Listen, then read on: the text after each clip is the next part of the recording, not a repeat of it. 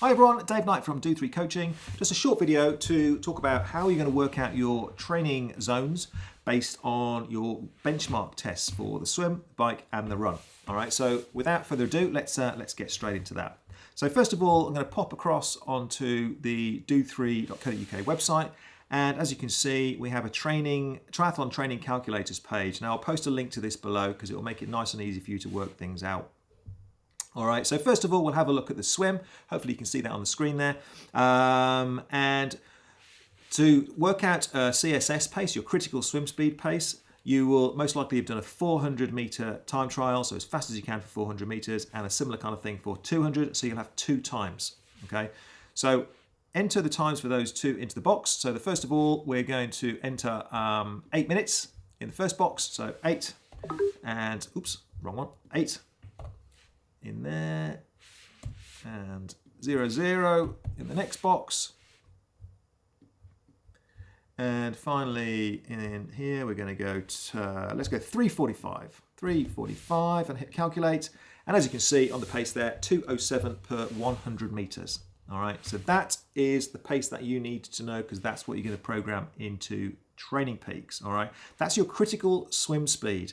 That's the pace that around which all of your kind of training zones will be calculated. Okay, that's kind of it's like the training area where you get the most bang for your buck in terms of your training effort, if you like. So a bit like a swim threshold, or it should be the kind of pace that you can hold for 1500 meters in a race. That's the kind of pace that we base things around. All right, just hold on to that figure, 2:07 per 100 meters. What we're going to do in a second actually is we're going to go into Training Peaks to actually plumb these numbers in, so you'll be able to work out, or actually put your training zones within Training Peaks, so it starts to accurately track all your training. We're going to do that in a separate video, so look at the link below and click that for actually how to input this into Training Peaks. But just for now, hold on to that, 2:07 per 100 meters. Right, so next thing we're going to go into the bike calculator. So you will hopefully have done a 20-minute time trial. So we use 20 minutes to work out, try and estimate what power you would be able to hold for an hour. Okay, clearly holding and doing an hour's flat out test is pretty damn hard. So we drop it right the way down, and most people can actually give a genuine effort over 20 minutes. And then we put it through a formula to try and work out what we think you would be able to hold for an hour based on your 20-minute time. Sorry, your 20-minute power. All right. Sometimes we use various different calculations for this, but on this particular occasion, we're going to take 95% of that result. Okay. So, for example, you did 200 watts average for your 20-minute test. So we're going to take 95% of that. So work out 95%, and that is, I hope, 190 watts. Okay. So pop that in the box there, 190 watts. And then also pop your heart rate in, same kind of thing. So just to keep the maths nice and easy, we are going to say, well, let's say 200 as well. So 200 heart rate. I know it's probably not going to be that high, but 200 heart rate, just keep the maths easy. 95% of that is, again, 190. Hit calculate. And there you will see your training zones. So zone 1 all the way up to zone 5. And you can see roughly what kind of heart rates we'd expect you to be holding in and around that zone. Now treat these zones with a little bit of fluidity. They're just a guide to make sure that you're training at around about the right intensity, okay?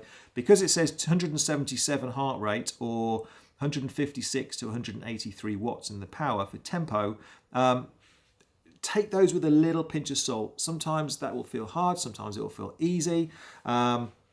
And zones kind of blend and overlap. So these are designed really to give you a bit of a steer as to whereabouts you should pitch it, i.e. you don't go really, really hard instead of going really, really easy. Just kind of a bit of a pointer there for you.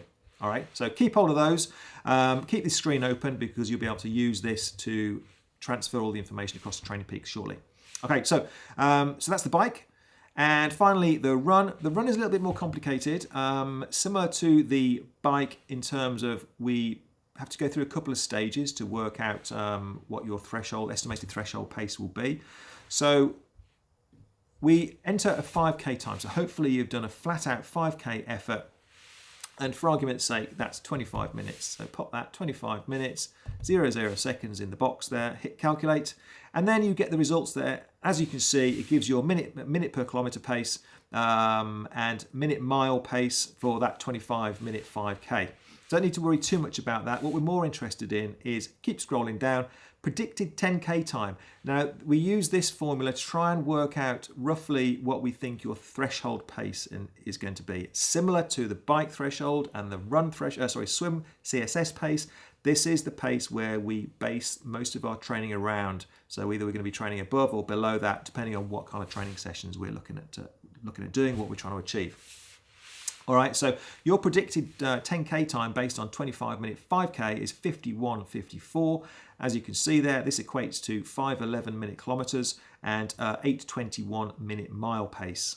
Okay, so that is what we estimate your threshold pace to be, or thereabouts. Okay, all you simply need to do there is pop that into the next box, 8:21. Let's pop heart rate in as well. So let's go, 160 heart rate for the test. And there we go. There's your training zones. And again, these are the things that you'll be plumbing into Training Peaks shortly. Simple as that, okay? So hopefully you have all of those test results. Now, the good thing about this, like I say, the zones will allow you to get much more dialed in with your training, but also they're good benchmarks. So your test results, your 5K, your CSS test in the swim, and your FTP test over time with good training, then hopefully they will change.